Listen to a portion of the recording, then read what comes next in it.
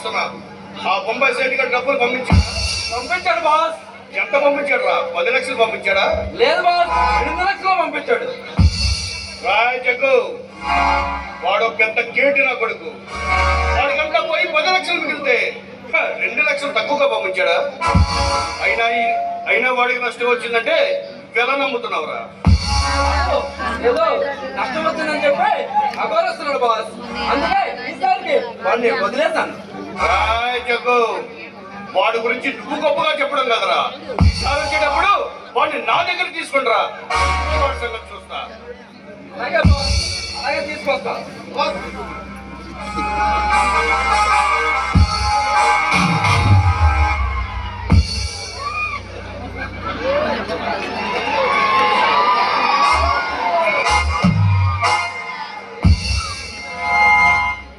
లడ్డు, ఇంతకీ మన రజగ్గాడు ఏమయ్యారా?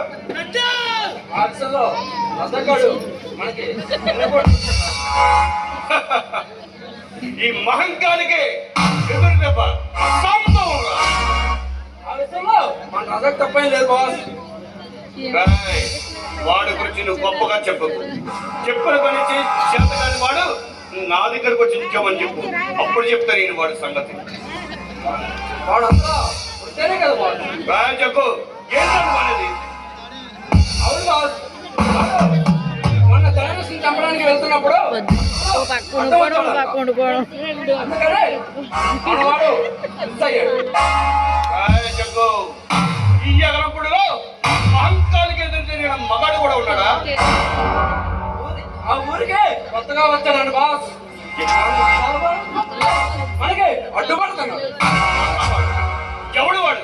ఎక్కడున్నాడు? అయినా ఈ సంగతి నాకెందుకు చెప్పలేదురా?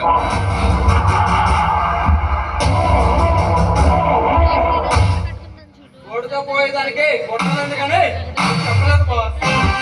అయినా వాడు మనకి మొగుడే కూర్చున్నాడు.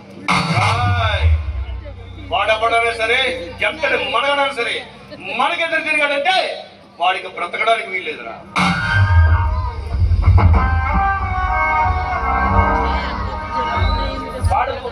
వాడిది ఈ ఊరు కాదు బాస్. వాడి పేరు మాత్రం రాణా.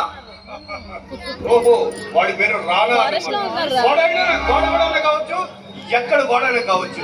ఈ మహంకాలకి ఎదురు తిరిగాడంటే భూమి మీద బ్రతకడానికి మన రథ కనపట్టిన పెట్టిన వాడిని